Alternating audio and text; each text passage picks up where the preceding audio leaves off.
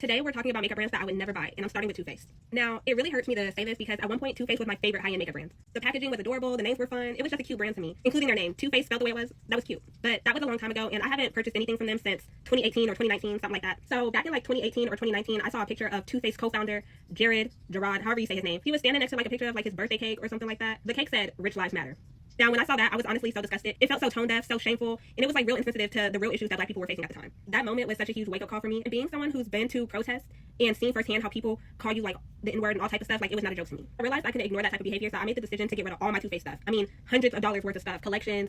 They were my first palette that I spent more than like $10 on. I'm not even kidding. My first $50 palette. I did try to gaslight myself into thinking maybe I was tripping, like I was doing too much. So I decided to do a little more digging into the brand's history, and let me tell you, what I found was not cute. I remembered the backlash over the Nikki Tutorials palette, but because I did have that palette and I wasn't paying attention to the drama of companies that much at the time, it was easy for me to like gloss over it and forget about it. But then because of this, and I actually started digging into the history, I couldn't ignore the drama surrounding it. There was just too much shady stuff going on. Changing the formula behind her back, that's crazy. Then jump ahead back to like present day at the time, 2018, 2019, 2021, those eras. Gerard, whatever, his sister is also an issue, who also worked for the company. If you're not up to date on that drama, his sister basically got outed for these transphobic comments. She was cussing people out, like she was wilding. Like that girl was a trip. After that came out, he did go on to fire his sister, but like she should have been fired well before that moment, well before she came for Nikki Tutorials. Not only did that validate that I was in the right for getting rid of all my Too Faced stuff, but it also went on to show that Gerard, whatever, him and his sister are just terrible, horrible people, and that goes to show how they run things behind the scenes. That also shows me what they really stand for. Like, you're not the only tone-deaf, insensitive sibling or person in your family, and obviously not in your company either. Him and his husband did leave in 2022 or something like that, which would make you think, okay, maybe I could give the company another shot,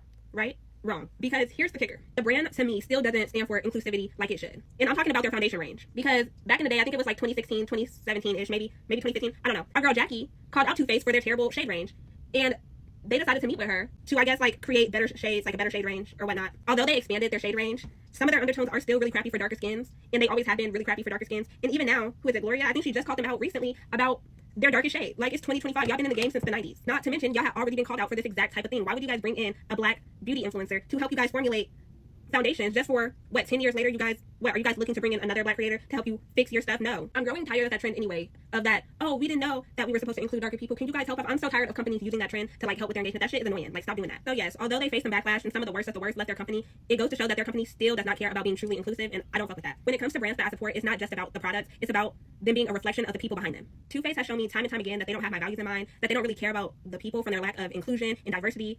Hella years later, it's just not a brand that I can stand behind anymore, and that's why I won't buy from them anymore. Of course, I know that people still love this brand, and and they're still good for somebody. Their products work for somebody, but as for me, it's just not a brand that I can support. There's just so many companies out there that are doing better at standing for something positive and inclusion and diversity. Yeah, but that's all I really have to say about that. Make sure you follow me so you can see what other companies I will not be supporting or buying from. I have like a whole little list. All right, bye.